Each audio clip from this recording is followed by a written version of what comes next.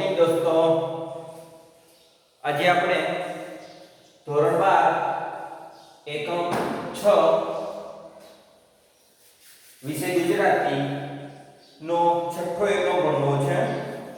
ઉછીનું માંગનારાઓ. એના લેખક છે નટવરલાલ પ્રભુલાલ બુચ. બહુ મજાનો હાસ્ય નિબંધ છે.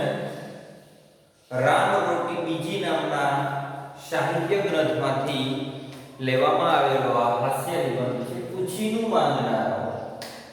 આ દુનિયામાં ઉછીનું માંગનારાઓનો કઈ તોટો નથી, અને ઉછીનું માંગનારાઓ કેવી રીતના હોય છે, કેવા નિર્જલ હોય છે, શરમ વગરના અને બેદરકાર હોય છે, એની વાત અહીં નટવર બુચ કરે છે.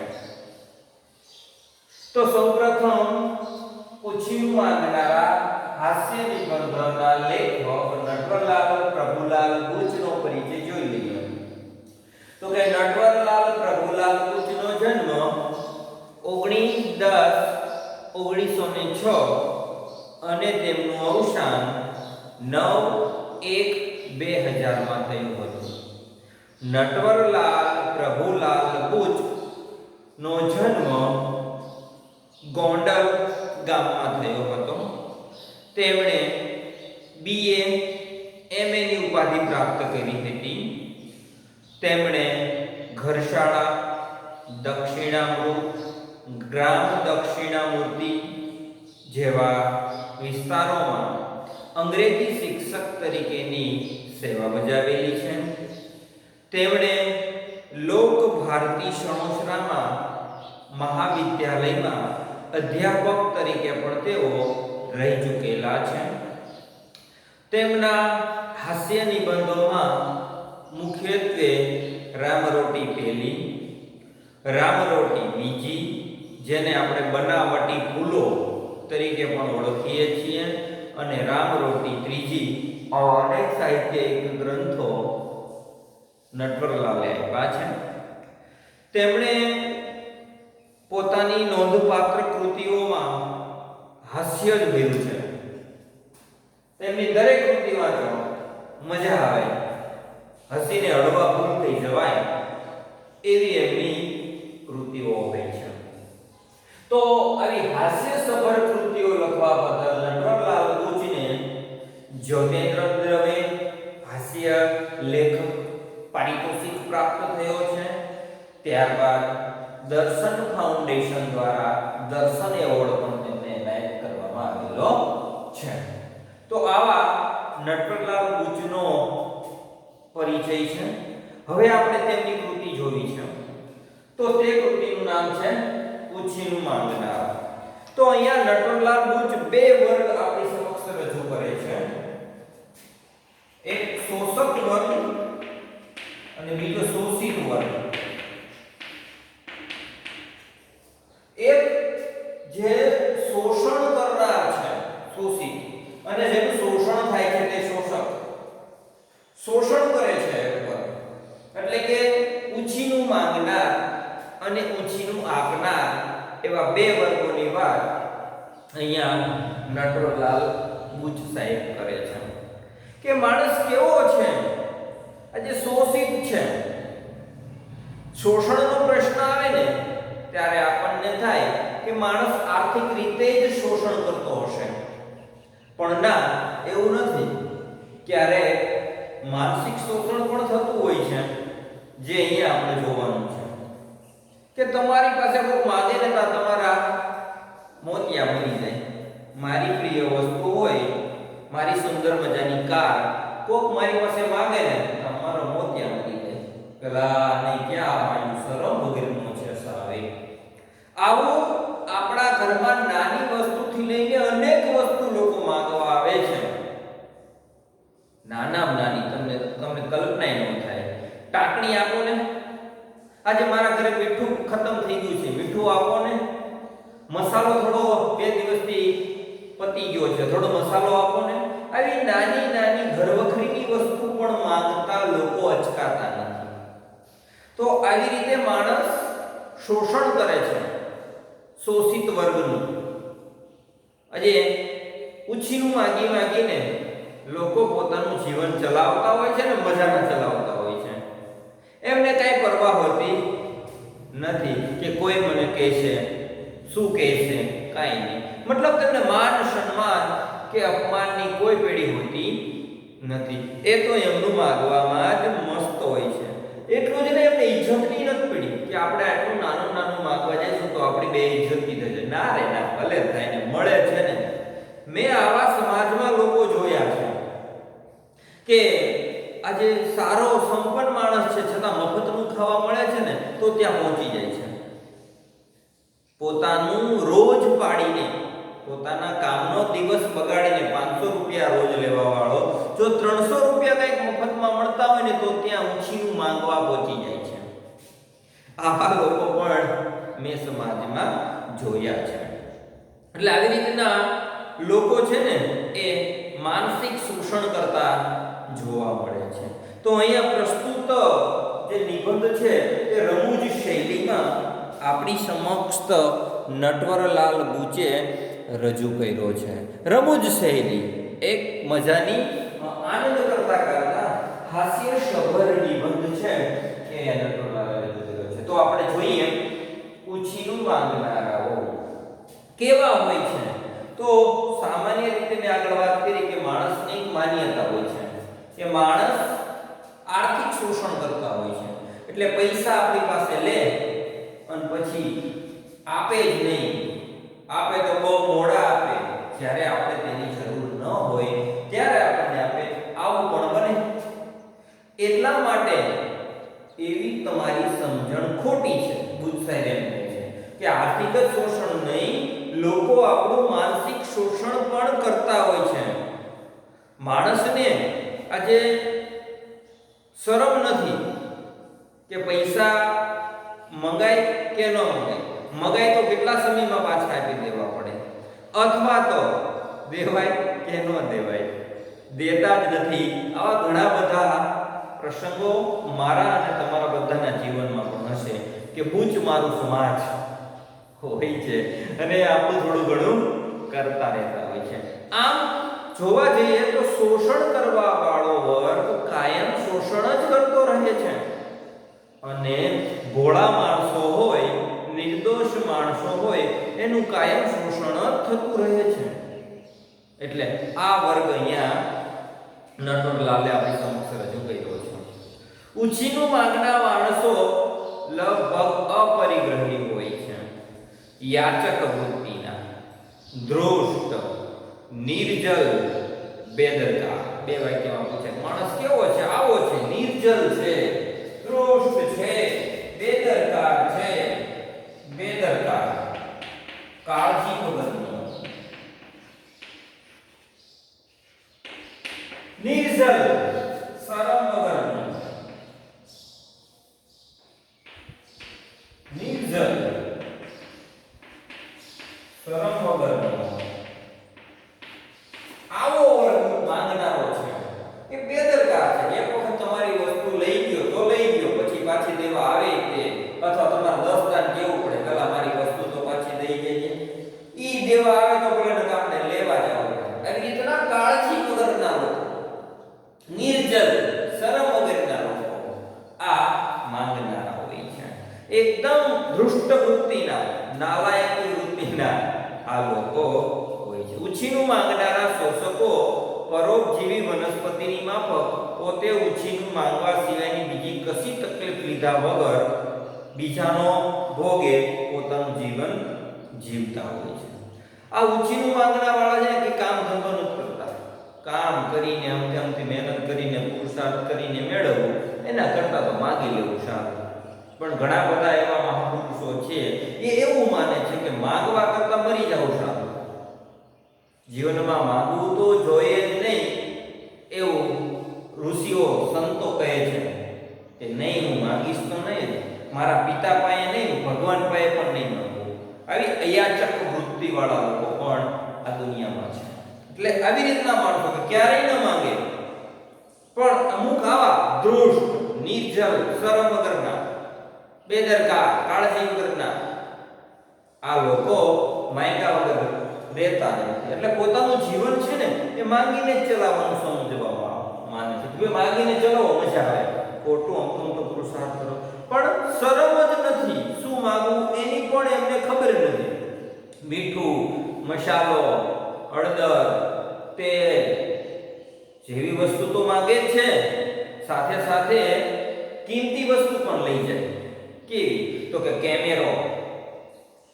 આપણે ખબર છે કે બગડી જાય એવી વસ્તુ છે, ન લેવાય, તો કેમેરો લઈ જાય. અરે એનાથી વસ્તુ ઘરેણા મોંઘા હોય, ઘરેણા માંગે, લાવો મારા ઘરે લગ્ન છે તો તમારો હાર આપો ને, તમારી સોનાની લકી આપો ને. આવા પણ લોકો મેં જોયા છે, આવા પણ લોકો સમાજમાં છે કે શું માંગવું એની પણ એમને કદર નથી.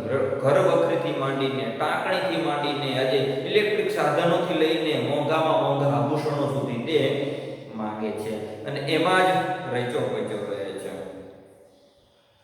ઉછીનું માંગનાર ઉછીનું આપતા નથી. 2 માર્કનો પ્રશ્ન પૂછાય કે આવા લોકો હોય છે કે ઉછીનું માંગી તો જાય પણ પછી ઉછીનું માંગવા વાળો છે એ તમને આપે નહીં. એની પાસે ન આપવાના 1000 બહાના હોય. આપણે કહીએ ને કે ચા ખૂટી રહી છે, ચા આપો ને. ખાંડ ખૂટી રહી છે, ખાંડ આપો ને. તો કે ચા આજે જ પતી ગઈ. ખાંડ બસ થોડીક જ રહી છે, આજે અમારે એકટાક થાય એવું તે. તો કે દૂધ લે, દૂધ તો મને એમ હતું હું તમારા ઘરે માંગવા આવું. આવી રીતના નિર્છલ લોકો જે તમારું લઈ જાય ખરા પણ તે પાછું આપવાના ફિકરમાં હોતા નથી. ઉછીના રૂપિયા તો શું કે તમને કશું આપતા નથી. ચપ્પુ કે ખાંડની દસ્તો ક્યાંક આપણે માંગીએ કે ચપ્પુ સરી આપો ને, ખાંડની દસ્તો સી ખબર ચપ્પુ ક્યાંક મુકાઈ ગયું છે. ખાંડની તો કેટલા દિવસ થઈ મળતી જ નથી. આવા એમની પાસે ન આપવાના 1000 બહાના છે. તો આપણા 2 માર્કનો પ્રશ્ન બનાવી શકાય કે આપણને ચા, ખાંડ, દૂધ, ચપ્પુ, ખાંડણી જેવી કઈ વસ્તુ આપવાની ફિરાકમાં હોતા નથી. એ કઈ જ ખૂટી રહ્યું, કાં તો ખોવાઈ ગયું છે, કાં તો કોઈ લઈ ગયું છે, મળતું નથી. આવા 1000 બહાના આપણને તે બતાવતા. ઉછીનું માંગનાર એક પાડોશીનું ઉદાહરણ આપે છે અહીંયા કવિ નટવરલાલ કે અમારે પાડોશીમાં એક લવિંગીબેન રહેતા હતા. અમારા ઘરમાં તે ટ્રંક પેટી વગેરે રાખવા માટે લોખંડના સારા મજબૂત સ્ટેન્ડ છે. લવિંગીબેનની નજર તે સ્ટેન્ડ ઉપર પડી કે લોખંડના સારા એવા સ્ટેન્ડ આમની પાસે લઈ જવા પડશે. એટલે એક દિવસ મારી પત્નીને કહે છે કે બેન આ તમારા લોખંડના ઘોડા ઉછીના આપો ને. એટલે આ કે ઉછીનું માંગવાની વસ્તુ છે. મારા ઘરમાં લોખંડના ઘોડા છે, એની ઉપર લવિંગીબેનની નજર પડી જાય છે. ગુસ્સાઈ જાય છે કે લવિંગીબેન કહે છે કે તમારા ઉછીના ઘોડા થોડાક નહીં આપશો. એટલે આ વસ્તુ મગાય ન મગાય એની પણ એમને આજે ખબર નથી કે શું વસ્તુ મારે માંગી. નિર્જલ શરમ વગેરેના આ લોકો છે.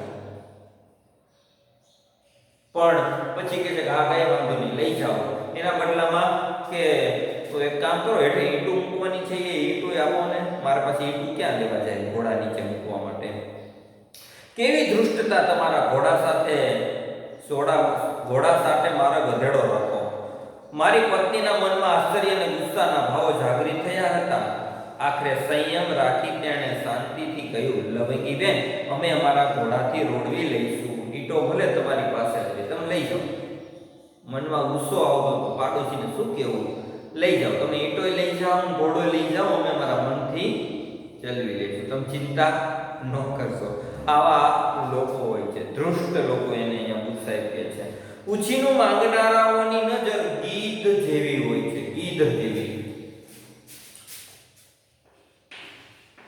ગીધ એટલે સૂક્ષ્મ નજર. તમારા ઘરમાં કઈ નાનામાં નાની વસ્તુ આવી એ ગીધ દ્રષ્ટિ, નાનામાં નાની નજર હોય છે એમને. કે આજે છગનભાઈના ઘરમાં જોવે શું આવ્યું છે, તો કે સ્કૂટર આવ્યું, તો કે લાવો ને મારે અહીં બજારમાં જવું છે. એથી નાની એવી વસ્તુ હોય કે કેમેરો, ખબર ન પડે કોઈને. કેમેરો આવે ને તો પણ એને ખબર પડી જાય છે.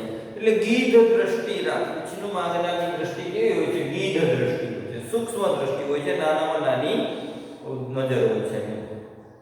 ગીધ જેમ તાજા મરેલા જાનવરને સૌ પહેલું ભાળે છે ને, તેમ આડોશી પાડોશી ઘરમાં કોઈ નવી વસ્તુ ચીજ વસ્તુ આવે ને તો તરત જ આવા ઉછીનું માંગનારની નજરે સર્વપ્રથમ પડી જાય છે. ગીધ કોઈ મરી જાય ને એટલે ગીધ છે ને એ પેલી દ્રષ્ટિ ગીધની પડે કે અહીંયા વસ્તુ મરેલી લઈને ઉપાડી આવે. એમ ઉછીનું માંગનારા છે ને એ ગીધ દ્રષ્ટિ એટલે કે સૂક્ષ્મ દ્રષ્ટિ રાખવાવાળા છે કે આના ઘરમાં નવી વસ્તુ આવે તો ચલો માંગી લઈએ, તો એ માગવા માટે પહોંચી જાય છે. તેમ અમારા જે આડોશી પાડોશી છે તે ગીજુભાઈ અને મેનાબેન દંપતી ઘણા વર્ષો સુધી અમારા પાડોશી રહ્યા. એમનું ખરેખર સજોડું હતું, કારણ બંને ઉછીનું માંગીને જીવનારા શોષક વર્ગીય પ્રાણી હતા. સજોડું હતું, બંનેનો એક જ સ્વભાવ હતો, સારો સ્વભાવ હતો. શું? તો કે બંને એમ જ માનવા વાળા હતા કે આપણે ઉછીનું માંગીને ચલાવી લેવું. બંને સ્વભાવ બેનો મળતા હોવા સ્વભાવ હતો. એટલે આવી રીતનું જીવન જીવવા વાળા એ અમારા આ બંને પાડોશી છે, ગીધુભાઈ અને મેનાબેન. શોષક વર્ગમાં સૌથી ઉત્કૃષ્ટ નમૂનો તે હતા. તે અમારા ઘરેથી બધી જ વસ્તુ માંગવા માટે તૈયાર રહેતા.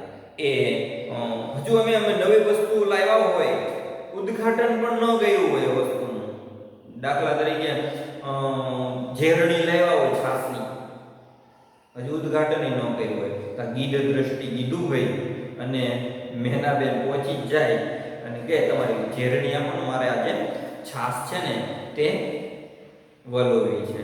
એટલે ઉદ્ઘાટન એમના ઘરે થતું, અમારી વસ્તુનું ઉદ્ઘાટન પણ તેમના ઘરે થતું. આવા લોકો અમારા ઘરે બધી જ ચીજ વસ્તુઓ માંગવા માટે આવતા હતા. મીઠું, મસાલો, હળદર, બધું જ. ક્યારેક ક્યારેક તો એવું થતું કે અમારા ઘરની વસ્તુના માલિક કેવો હતા?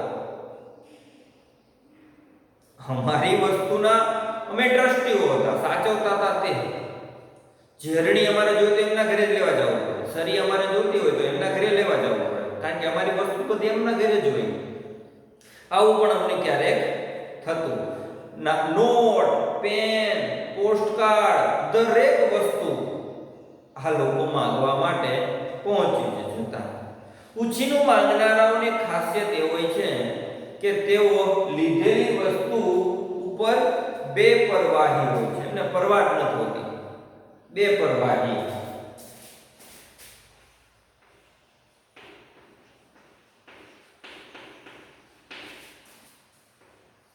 પરવાહ વગરના,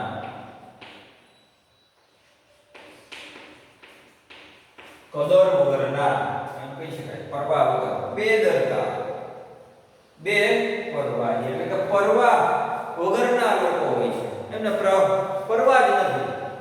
મારા ઘરેથી મારું પાણીનું બેરલ છે એ આ ભાઈ પાડોશી વાળા લઈ જાય છે, પણ પછી બેપરવાહી થઈ જાય છે. પાછું દેવું પડે, આપણે ટાઈમે મૂકવા જવું પડે. ના, એમને જોતું હોય તો લઈ જાય છે. આડી દ્રષ્ટિ રાખવા વાળા આ ઉછીનું માંગનારા હોય છે.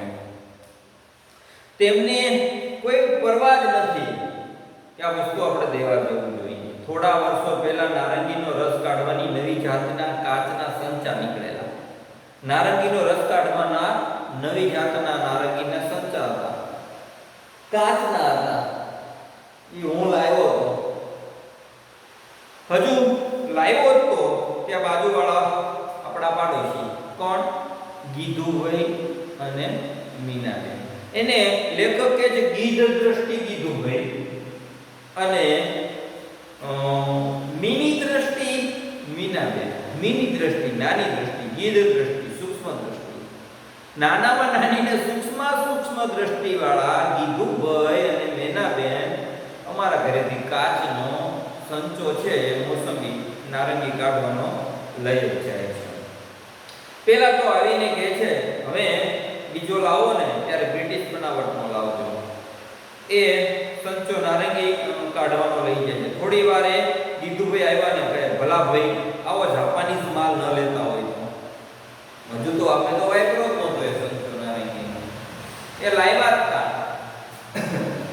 લાવીને તે લઈ ગયા અને લઈ ગયા તોડી નાખ્યો.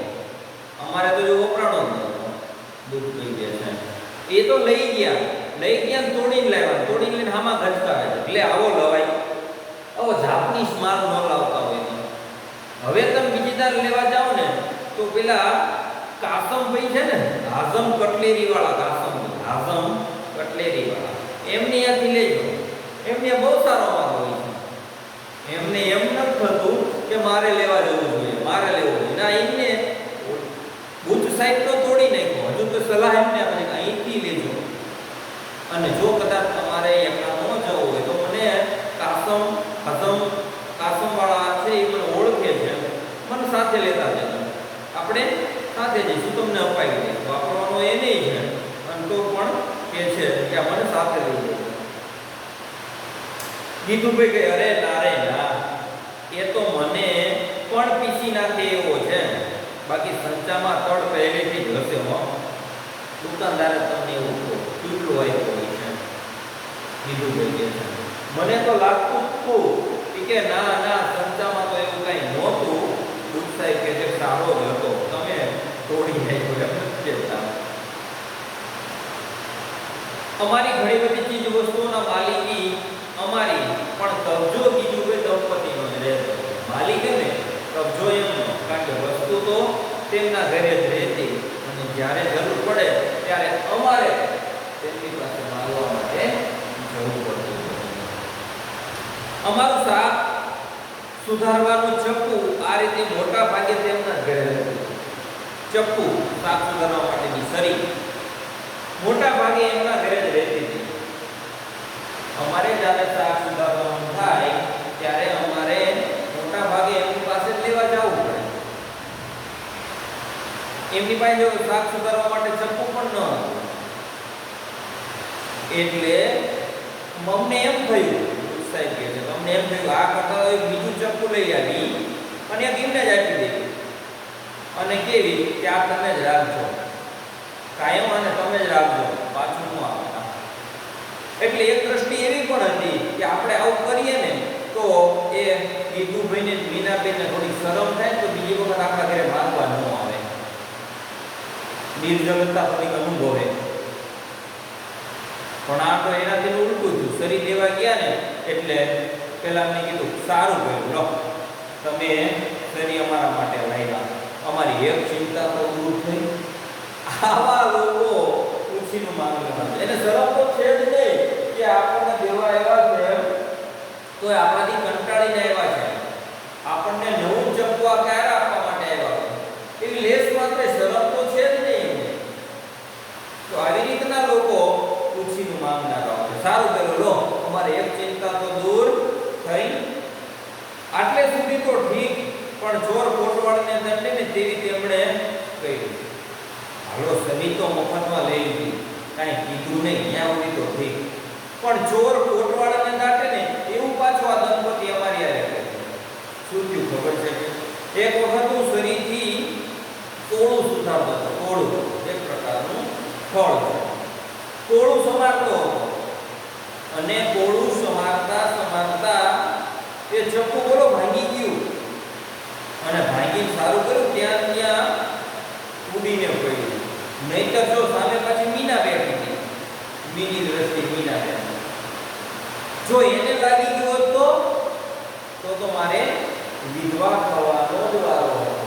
એવું લેખકને કહે છે કે જો એને હારું ન લાગી ગયું આવા શરીર લઈને આવો, આમાં ચોર કોટવાળીને દાટે એવું ઊંધું થયું અને લેખકને જ તે વઢવા લાગ્યો કે આવા નવા શરીર લઈને ન આવતા હોય તો હમણાં મારી પત્નીને વાગી ગયું હોત તો મરી ગયા.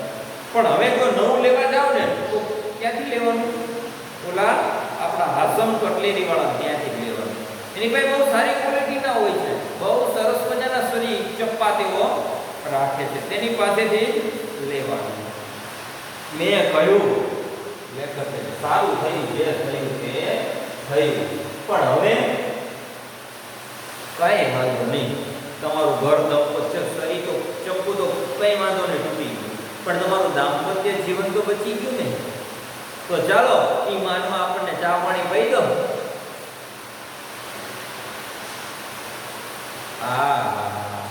માંગનારના ઘરે આજે ચા પાણી પીવાના છે. પાઈ છે અઘરું કામ છે ને, તો કઈ વાંધો નહીં, ચા પાણી આપણે પી દેવી, એમાં શું છે. ગીધુભાઈ કે છે. અને એ અરસામાં ગીધુભાઈ ઘરે એમની ભાણી આવી છે.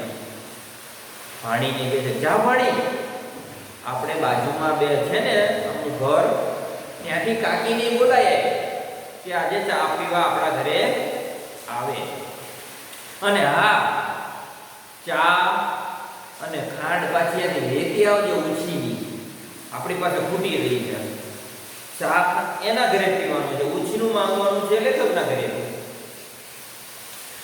મીનાબેન કહે છે કે ચા ખાંડ પાછી ત્યાંથી લેતી આવજે. અને રે દૂધ જોયું છે કે આ દૂધ અત્યારે દૂધે લેતી આવજે. દૂધ કોણ નથી એટલામાં લેખક ઉમેરે છે, જો પેલી પીન કે બાકસ છે ને પર એ પણ લેતી આવે. હા હા હા લે જોયું. હા બાકસ તો છે મીનાબેન, પણ દિવાળી નથી. હા તો બાકસ લેતી આવે. પીન છે ને પણ પીનની દાંડી તૂટી ગઈ છે. હા તો પીન કોણ લેતી આવી. અને કાકીને બોલાવતી આવી કે આપણા ઘરે ચા પીવા આવે. વિચારો, ચા એના ઘરે પીવાની છે પણ એની પાસે ચા નથી, ખાંડ નથી. ચા ઊંચી નહીં લાવે, ખાંડ ઊંચી નહીં લાવવાની, દૂધ ઊંચીનું, બાકસ ઊંચીનું અને પીન પણ ઊંચીનું. એટલું જ નહીં, આગળ જતા લેખક કહે છે આ પ્રાઇમસ છે ને એ અમારો છે. આ પ્રાઇમસ પણ ઊંચીનો જ વાપરે છે. તો આવી રીતના લોકો એમને ઊંચીનું માંગવામાં જરા પણ શરમ નથી. પ્રાઇમસ તો ગોયરો લઈ ગયા, પણ કે છે અંદરનું કેરોસીન ના કેટલાય ડબ્બા અમારા ઘરેથી લઈ ગયાના ઉદાહરણો છે. કેરોસીન પણ અમારું જ આ લોકો વાપરે છે. તો આવી રીતના શરમ વગરના લોકો હોય છે કે શું માંગવું, ક્યારે માંગવું, કેટલું માંગવું, કઈ જ એમને કદર કાળજી રાખતા નથી. ગમે ત્યારે તેઓ ગમે તે વસ્તુ માંગતા હોય છે. એટલે ઉછીનું માંગનારા વિવેક હોતો જ નથી એમનામાં, વિવેક વગરના છે. ઉછીનું માંગનારા છે એ વિવેકહીન છે કે ક્યારે કઈ વસ્તુ મંગાય, ક્યારે કઈ વસ્તુ ન મંગાય એમનો પણ તેમને લેશ માત્ર વિવેક નથી. એ ક્યારેક રેશમના સરસ મજાના કાપડો માંગે, ક્યારેક કેમેરા માંગે, આજે કિંમતીમાં કિંમતી વસ્તુઓ તેઓ માંગે છે. કપડા માંગે. હવે કપડા કોઈના પહેરે, કેટલા પ્રકારના રોગો થાય, ન થવાના રોગો, ચામડીના રોગો એને થાય, કોઈના કપડા ન પહેરાય તો કપડાય લઈ આવે. લાવના જે મારે ત્યાં બાજુમાં લગ્ન છે તો તમારા કપડા મારે પહેરવા છે. તો આવી રીતના રોગો છે કે આજે વસ્ત્રો પણ માંગીને પહેરવા વાળા છે. તો ઉછીનું માંગનારા વિવેક હોતો નથી, વિવેક વગરના હોય છે. ન માંગવાની બધી જ વસ્તુઓ માંગ્યા કરે છે. અને છેલ્લે એક પ્રસંગ કે છે કે માંગનાર કેવા હોય છે, તો કે છે ડોશીમાં હતા જેની ઉંમર લગભગ 70 વર્ષની, 80 થી 85 વર્ષની હતી. પોતાનું આખું જીવન તેમણે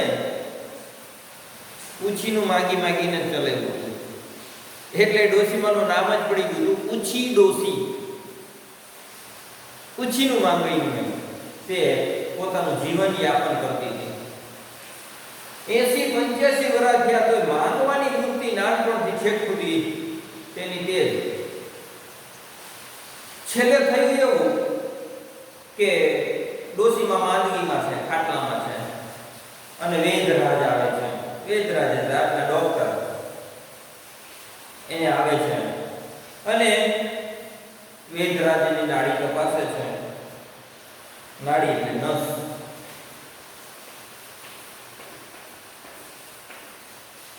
એની નસ તપાસે છે અને કહે છે ડોશીમા, હવે તમારી આવરદા એટલે ઉંમર પૂરી થઈ છે. હવે તમારો છેલ્લો પિરિયડ ચાલે છે. તમારી કઈ છેલ્લી ઈચ્છા હોય તો કહી દો. ડોશીમાં કે એક ઈચ્છા છે, મારા મોટા છોકરાનો વચ્ચેટ છોકરો એના લગ્ન થવામાં લગભગ હવે 1.5 વર્ષની વાત છે.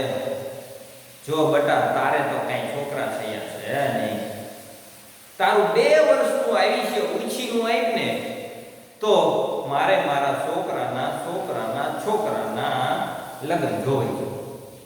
બોલો, આવા માણસો જે બીજાનું આયુષ્ય ઉછીનું માંગે.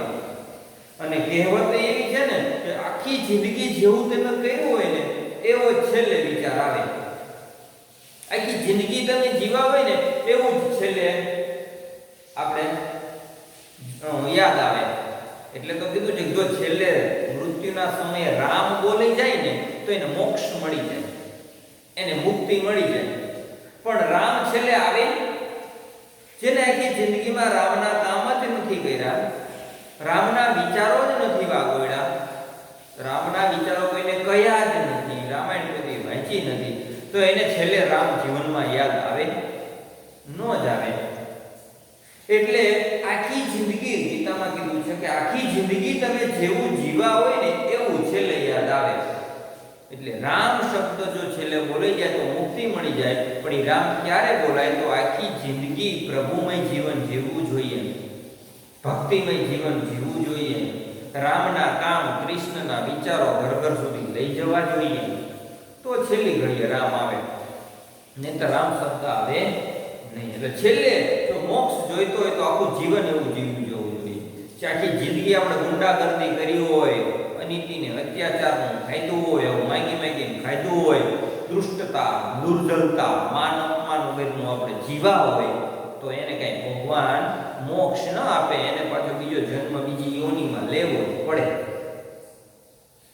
આખી આપણે ખબર છે કે ડોશીમાં છેલ્લે મરવાની અણી હતા, કંઈક બોલવું થતા હતા, કંઈક બોલવું છે પણ બોલી નહોતા શકતા. એટલામાં વૈદ્યરાજને બોલાવ્યા અને વૈદ્યરાજે 2 ટીપા કંઈક સારા આમ મૂક્યા તો બોલી શક્યા. શું બોલ્યા કે જો ઓલી બકરી સાવરણી ખાય છે.